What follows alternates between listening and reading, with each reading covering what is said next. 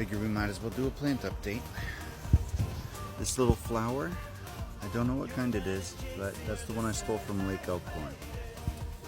And that's basil and mint, which is actually popping off. We've got all these crazy shoots coming up from under the soil like they've been buried. And now they have to like shake the dirt off. It's crazy. I'm not sure if they got buried or if like the leaves grew under there a little bit. But we've got sprouts coming up all over the place. Some of them are dehydrated, but most of them are looking pretty lush. But yeah, I'm not sure which ones are basils and which ones are mint.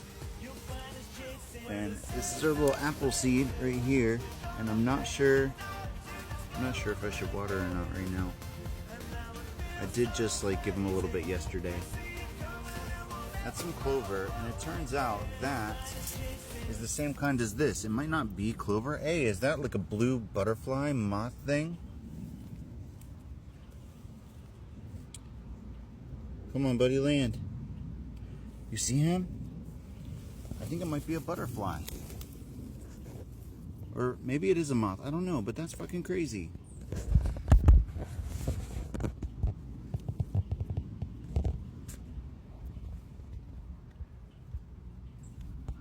Well, he's fucking beautiful.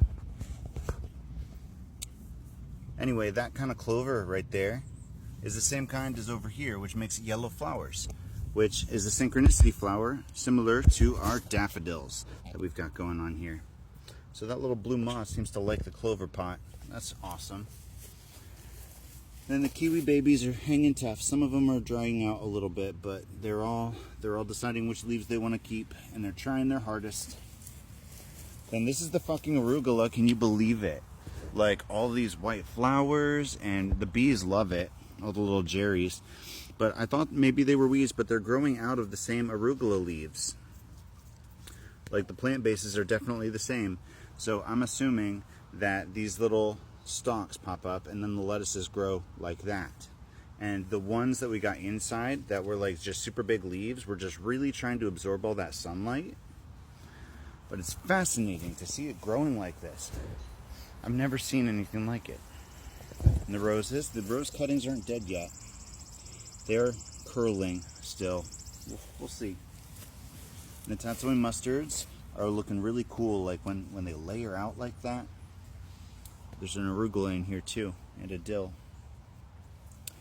Some of these guys are still in the process of dying off, but the plants are actually looking real healthy, despite the occasional odd leaf that's not going to make it. The center plants are actually really nice. The new rose bush is doing good. It's got new growth coming from the top in 3 different areas, which I really like. I think before too long, it's going to be ready to trim. The twin flame tree, however, has seen better days. We've got one leaf that's almost all the way dried off and dead. This one's about to do the same thing. This one's discolored.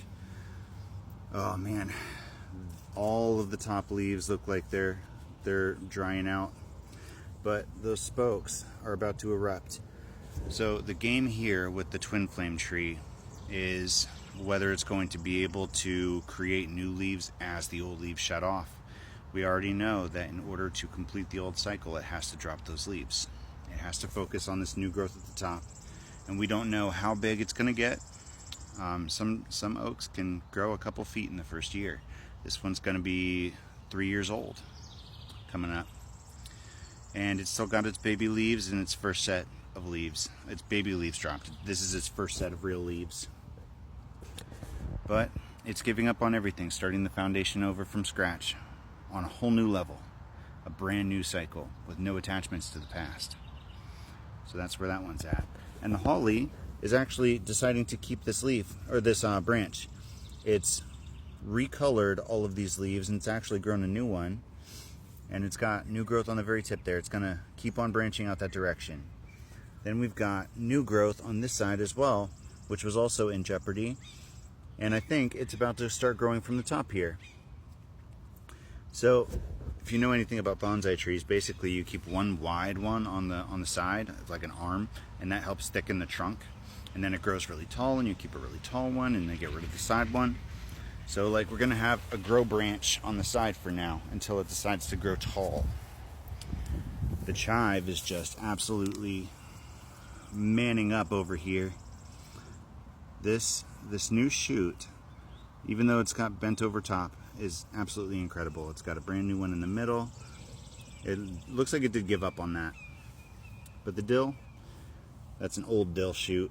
This is a new dill shoot. So it's prioritizing where it puts the energy, but overall it's doing pretty well. I think the ones inside the flower pot are not doing as well as the ones that are like growing straight up, you know?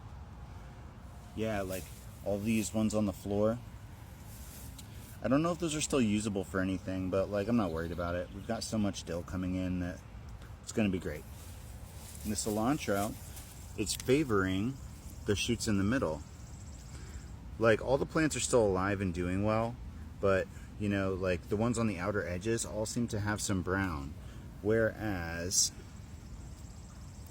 the ones towards the middle are just absolutely thriving. So I'm not really sure what's determining that. But there's a little arugula baby in here. I somehow wound up with an arugula in every spot.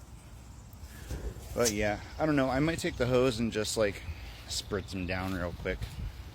And I've been watering this patch of yard, and we've got all these plants shooting up, and I think they might be those clovers that have the yellow flowers. There's some nettles too.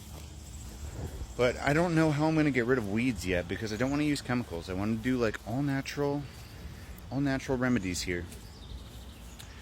But it looks like it is starting to populate the barren patch that was covered in leaves when I first got here. It was my first act of moving back here, that I like cleaned up all the needles in the yard and the leaves and I blew everything out, and it's finally starting to recover. We are well on our way. I think I'm gonna pause it while I get the hose out. 1 second. Oh my god, look at this monster weed. What the fuck is that? I'm gonna really have to Google this weed thing fast. I'm not sure we've gotten an image of the original rose bush in full sun. It looks like this one's leaves are kind of doing the same thing, where they're curling. How strange. But we've got new buds coming. Very exciting. But yeah, I'm really just like, I'm not watering them. I'm just giving them a little spritz. You can kind of see a little rainbow there. Just enough to like wet the soil surface, because some of them have really shallow root systems, and they don't need like a deep water. They just need like the first 2 inches saturated. Especially that one, that little flower from Lake Elkhorn. That one has really, really shallow roots. Whereas like the tatsoi mustard probably drank that whole pot already. But I think it's good for the leaves anyway, because like when I was keeping them indoors, my leaves got really dusty. So I think by leaving them outdoors and spraying them regularly, even if it's not like a deep water, they're keeping cleaner leaves. Yeah, this guy's probably thirsty as fuck.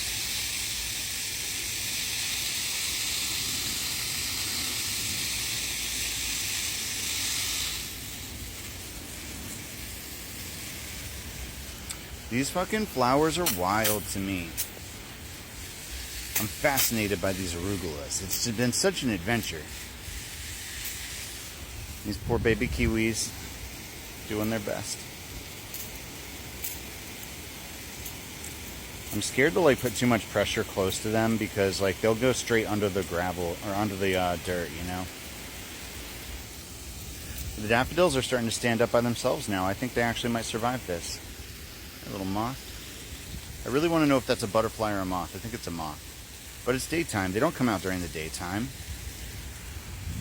I don't know. Well, blue butterflies are kind of, that's our portal creature. One of our first synchronicities. I think we're about to run out of time here. But plants are doing well. We're doing the thing. Things are alive.